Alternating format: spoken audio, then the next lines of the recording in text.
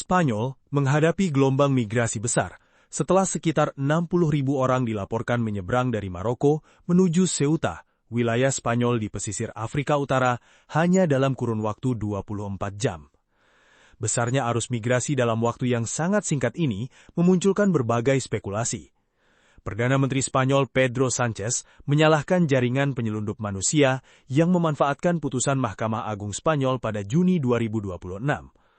Putusan tersebut menyatakan migran yang tiba melalui laut ke Ceuta dan Melilla tidak dapat langsung dipulangkan tanpa proses hukum. Informasi itu kemudian menyebar melalui media sosial dan jaringan penyelundup, sehingga mendorong ribuan orang mencoba menyeberang. Banyak migran juga mengaku terdorong oleh faktor ekonomi dan tingginya pengangguran di kalangan pemuda Maroko. Tetapi banyak yang menilai ada faktor lain yang mendalangi peristiwa ini di luar faktor ekonomi. Di antaranya adalah kesengajaan dari Maroko terhadap Spanyol yang kerap bersinggungan untuk memberikan tekanan politik. Selain itu, ada juga Israel yang ikut bermain untuk kepentingan politiknya sendiri. Beberapa laporan menyebut otoritas Maroko membiarkan puluhan ribu orang memasuki Ceuta. Rekaman video yang beredar juga menunjukkan aparat Maroko tidak berupaya menghentikan arus migran.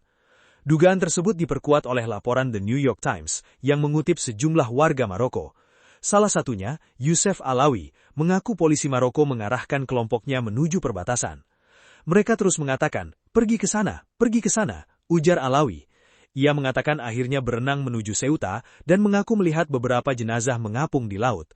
Namun, pemerintah Maroko membantah sengaja mendorong migrasi tersebut. Rabat menyatakan kejadian itu bertentangan dengan keinginan mereka. Meski demikian, sejumlah analis migrasi menilai arus sebesar itu hampir mustahil terjadi tanpa setidaknya adanya pelonggaran pengawasan di sisi Maroko yang selama ini dikenal sangat ketat. Kepala Ceuta and Melilla Observatory, Carlos Echeverria, bahkan menyebut krisis semacam ini sebagai bentuk pemerasan permanen oleh Maroko. Menurutnya, setiap kali hubungan Madrid dan Rabat memburuk, tekanan melalui Ceuta dan Melilla kembali muncul seiring klaim kedaulatan Maroko terhadap kedua wilayah tersebut sejak 1956. Sebagian analis mengaitkan waktu terjadinya krisis dengan kunjungan Perdana Menteri Pedro Sánchez ke Aljazair pada 20 Juli untuk mempererat hubungan bilateral. 10 hari kemudian, gelombang migrasi terjadi. Mereka menilai waktunya bukan kebetulan, mengingat rivalitas Maroko dan Aljazair terkait Sahara Barat.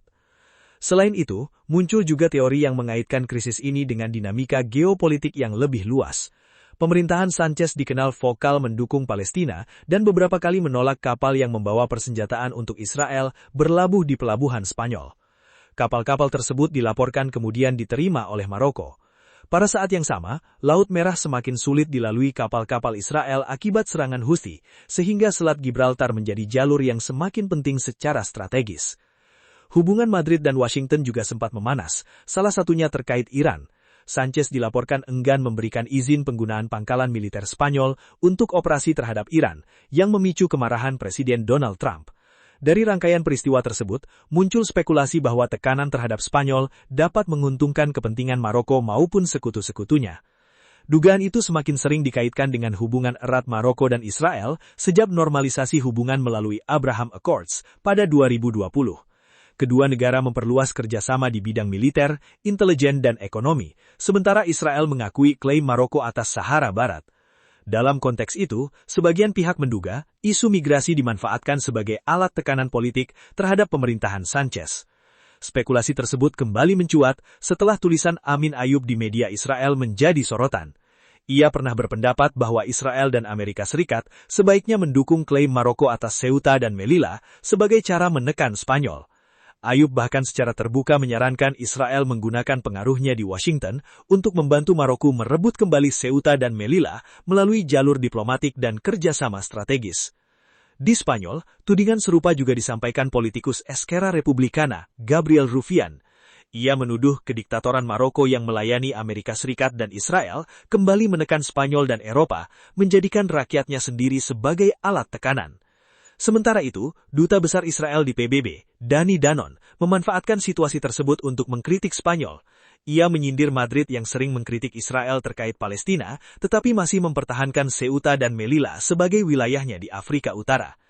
Pernyataannya memicu kontroversi, hingga Kedutaan Besar Israel di Spanyol menegaskan bahwa komentar tersebut tidak mewakili posisi resmi pemerintah Israel. Selain itu, unggahan lama Yair Netanyahu pada 2019 kembali menjadi sorotan. Putra Perdana Menteri Benyamin Netanyahu pernah menyerukan agar orang Arab dan Muslim yang ingin membebaskan wilayah pendudukan memulai dari Ceuta dan Melilla. Unggahan tersebut ikut memicu berbagai spekulasi mengenai kepentingan Israel dalam isu tersebut.